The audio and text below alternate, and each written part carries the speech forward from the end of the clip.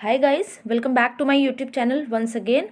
I am Vibha and आज के video में हम डिस्कस करने वाले हैं some basic steps to qualify the NORCET in your first attempt. तो वीडियो स्टार्ट करने से पहले हम थोड़ा सा जान लेते हैं नॉसेट एग्ज़ाम के बारे में।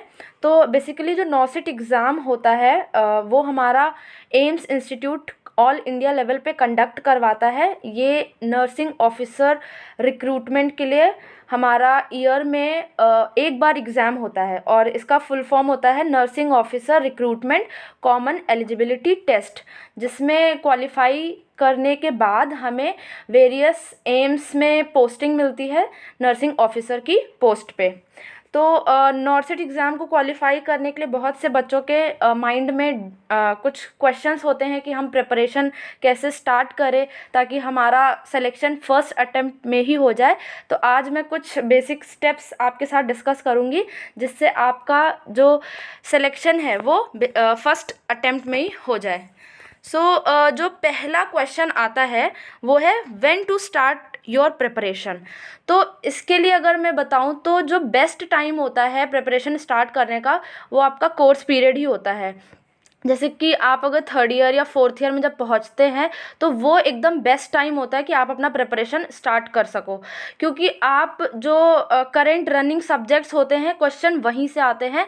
तो अकॉर्डिंग टू मी आपको प्रिपरेशन अपने कोर्स पीरियड से ही स्टार्ट कर देनी चाहिए। अगर थर्ड ईयर में ज़्यादा बर्डन लग रहा है तो फोर्थ ईयर से आप स्टार्ट कर सकते हो। जो मेन सब्जेक्ट उसमें आपका जैसे कि ओबीजी होता है फोर्थ ईयर में, तो वो आपका वहीं से प्रिपेयर हो जाएगा। थर्ड ईयर में आपका पीडियाट्रिक होता है जो मेजॉरिटी पार्ट आपका कवर करेगा एग्जामिनेशन में। बाकी कुछ और भी इम्पॉर्टेंट सब्जेक्ट है जैसे कि एमएसएन जो कि आप second year as well as third year दोनों में पढ़ते हो।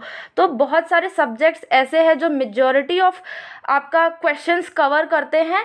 तो अगर आप कोर्स पीरियड में ही प्रिपरेशन स्टार्ट कर देंगे तो ये बहुत बेनिफिशियल होगा, आपका ईयर वेस्ट नहीं होगा और आप as a fresher candidate select हो जाएंगे। तो इसके लिए इसका जो आपका क्वेश्चन है कि when to start up your preparation, so इसका एक ही आंसर है कि आप अपने कोर्स पीरियड में ही अपना प्रिपरेशन स्टार्ट कर दो तो आप as a fresher candidate select हो जाएंगे। एंड नेक्स्ट क्वेश्चन जो है कि हाउ टू स्टार्ट, ये बहुत ही कॉमन क्वेश्चन है कि हम अपनी प्रिपरेशन कैसे स्टार्ट करें। तो बेसिकली इसमें आपके दो फेज़ आएंगे। पहला फेज़ है कि आपका थ्योरी क्लियर होना चाहिए। तो थ्योरी को क्लियर करने के लिए आपके जितना पहले आप सिलेबस उठाओ, सिलेबस में जो भी आपका टॉपिक्स है उनको पूरा अच्छे से आप उसको विजुअलाइज करो कि क्या क्या टॉपिक है जो आपका एग्जामिनेशन मतलब प्रीवियस ईयर के पेपर्स में कौन सा टॉपिक है जिससे मेजॉरिटी ऑफ क्वेश्चंस कवर किए जा रहे हैं। तो उन एरियाज़ को कवर करो और अपना थ्योरी क्लियर करो पहले। जब आपको लगे कि हाँ थ्योरी मेरा क्लियर हो गया है, थ्योरी में आप कॉन्फिडेंट हो जाओ, then you switch on to solve the questions. तो क्वेश्चंस करने के लिए आपको अपना बेसिकली एक टाइम टेबल सेट करना होगा कि आपको पर डे एटलीस्ट 200 क्वेश्चन तो सॉल्व करने ही हैं। तो जब आप 200 250 ऐसे करके पर डे क्वेश्चन सॉल्व करने लगोगे तो आपका थ्योरी ऑब्वियसली उससे कोरिलेट होने लगेगा। तो आपका दोनों चीज़ें फिर एक साथ रैंडम वे में चलेगा। थ्योरी आप अप्लाई कर सकोगे क्वेश्चन में। अब कुछ बच्चे होते हैं जो डायरेक्टली क्वेश्चन सॉल्व करने लग जाते हैं। तो क्वेश्चन डायरेक्टली सॉल्व करने से ये होता है कि आपका कॉन्सेप्ट क्लियर नहीं होता है, तो फिर वो क्वेश्चंस आपको समझ में नहीं आते हैं। तो क्वेश्चन लगाने से पहले मेरा आपको यही सजेशन है कि आप पहले अपना थ्योरी क्लियर करो। जब आपका थ्योरी क्लियर हो जाए, आपको कॉन्फिडेंस आ जाए, then you move on to solve the questions. Okay, so next question arises how many hours to study, मतलब हम कितने घंटे पढ़े कि हमारा सिलेक्शन हो जाए। तो इसका तो हर इंडिविजुअल पर डिफरेंट, मतलब हर इंडिविजुअल का अपना डिफरेंट तरीका होता है पढ़ने का। तो जैसे आप, लेकिन मिनिमम अगर मैं बताऊं आपको तो आपको एटलीस्ट 4 to 5 आवर्स देने हैं पर डे, ताकि आप अच्छे से अपने जो भी टॉपिक्स हैं, जो भी आपने टाइम टेबल मतलब बनाया है उसको आप फॉलो करो और at least 4 to 5 hours per day आपको निकालने हैं फॉर योर स्टडीज़, जिसमें आपका theory as well as question दोनों कवर होना चाहिए। तो आप पर डे, और कंसिस्टेंसी इज़ वेरी इंपॉर्टेंट। आपको बीच में भी ब्रेक नहीं करना है अपनी स्टडी को। आपको ये कंसिस्टेंट पैटर्न बना के चलना है टिल दी नॉर्थ सेट। तो अगर आप यही पैटर्न फॉलो करोगे per day study at least 4 to 5 hours, तो डेफिनेटली आपका सिलेक्शन हो जाएगा। और आपको पर डे अपना जो भी टारगेट है आप डिसाइड करते हो during the beginning of the day, जब तक वो अचीव नहीं होता तब तक आपको उसको मतलब बिना अचीव किए उसको ऐसे इनकम्प्लीट नहीं छोड़ना है। जिस दिन आपने डिसाइड किया है उसी दिन आपको उसको कंप्लीट करना है, देन आपको नेक्स्ट डे नया टॉपिक फ्रेश स्टार्ट करना होगा। So then next question is which books to refer. हम ऐसी कौन सी बुक्स पढ़ें जिससे कि हमारा सिलेक्शन हो जाए। तो बेसिकली मैंने अपने प्रिपरेशन फ़ेज़ में 3 बुक्स ही फॉलो करी थी। जैसे कि थ्योरी के लिए मैंने अपना एनक्लेक्स का सॉन्डर्स बुक आती है उसको रेफ़र किया, तो उससे जितना भी थ्योरी होता है वो आप क्लियर कर लीजिए सॉन्डर्स से।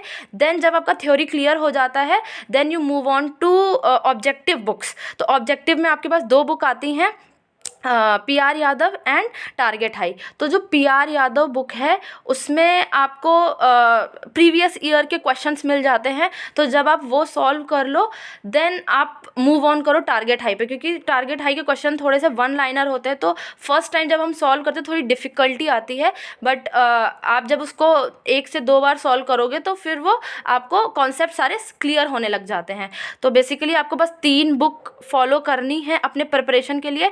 थ्योरी के लिए आप सॉन्डर्स फॉलो कर सकते हो, देन ऑब्जेक्टिव के लिए आपके पास 2 बुक्स हैं, PR Yadav and Target high. अब यही 3 बुक आप अगर 3 to 4 टाइम्स सॉल्व कर लो till the NORCET, definitely आपका अच्छी रैंक से सिलेक्शन होगा।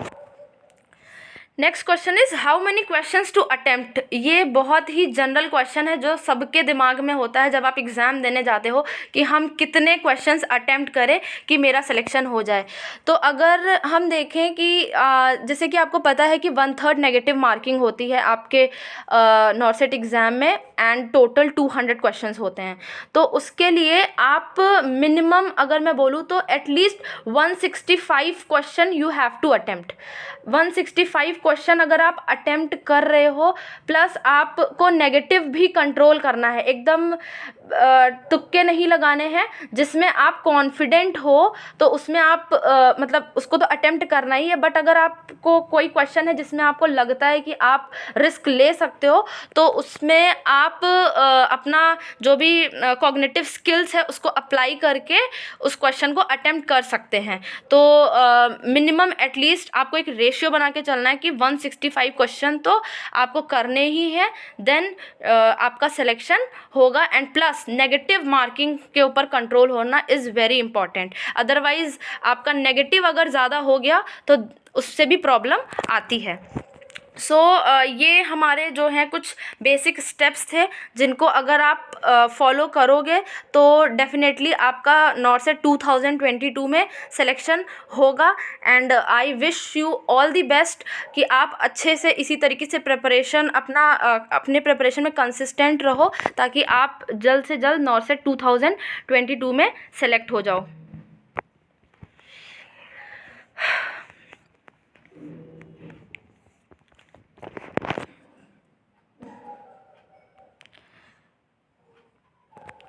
सो this was all about today's discussion. अगर आपको मेरा वीडियो अच्छा लगा है so please do not forget to like, subscribe and share. Thank you.